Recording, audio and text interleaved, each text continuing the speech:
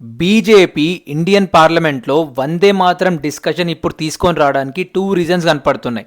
Point number 1, మనం BJP graph చూసుకుంటే BJP ఎలా ఎదిగిందంటే 2 థింగ్స్ పైన మెయిన్గా ఫోకస్ చేసింది. ఒకటి స్ట్రాంగ్ హిందుత్వ రిలీజియన్, రెండవది స్ట్రాంగ్ నేషనలిస్ట్ దేశత్వ.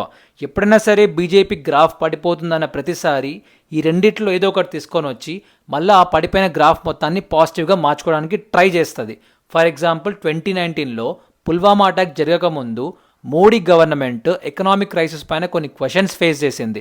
అలాంటి టైంలో పుల్వామాలో అటాక్ జరగడము, అది జరిగిన తర్వాత మనం బాలకోట్లో ఎయిర్ స్ట్రైక్ జరపడం అనేది బీజేపీకి ప్లస్ అయింది.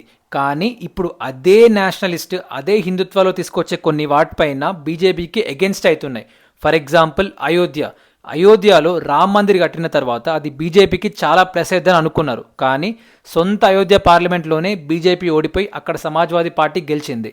రెండవది నేషనలిస్ట్. ఒకటి ఆపరేషన్ సింధూర్ తర్వాత అందరూ బీజేపీ గ్రాఫ్ పెరుగుతుంది అని అనుకున్నారు. కానీ సడన్గా దాన్ని మధ్యలో ఆపేసిన తర్వాత అమెరికా ప్రెసిడెంట్ ట్రంప్ కొన్ని స్టేట్మెంట్స్ చేయడం వల్ల మనమే సరెండర్ అయిపోయాం అమెరికాకి, అందుకే పాకిస్తాన్ని పెద్దగా మనం ఏం చేయలేకపోయాము అని చెప్పి ఇలాంటివన్నీ చాలా ఫేస్ చేసింది. అందుకనే బీజేపీకి అనుకున్నంత పాజిటివ్గా ఈ ఆపరేషన్ సింధూర్ అనేది జరగలేదు. అందుకనే ఇప్పుడు వందే మాతరం డిస్కషన్ తీసుకొని వచ్చింది. ఆ 4 స్టాండ్స్ యాడ్ చేస్తే వందే మాతరంలో రిలీజియన్ బేస్డ్ పాయింట్స్ కొట్టేయచ్చు. ఇంకోటి ఏంటంటే అది ఎలాగో నేషనల్ సాంగ్ కాబట్టి నేషనలిస్ట్గా పాయింట్స్ కొట్టేయచ్చు. కానీ ఇప్పుడు ఎందుకు తీసుకొని వచ్చింది? లాస్ట్ 11 years రూలింగ్లో ఉంది. ఒక్కసారి కూడా ఎందుకు తెలియదు అంటే ఈ మధ్య జరిగిన ఓట్ చోరీ కాన్సెప్ట్ అనేది జనాల్లో చాలా పాపులర్గా స్ప్రెడ్ అయిపోయింది.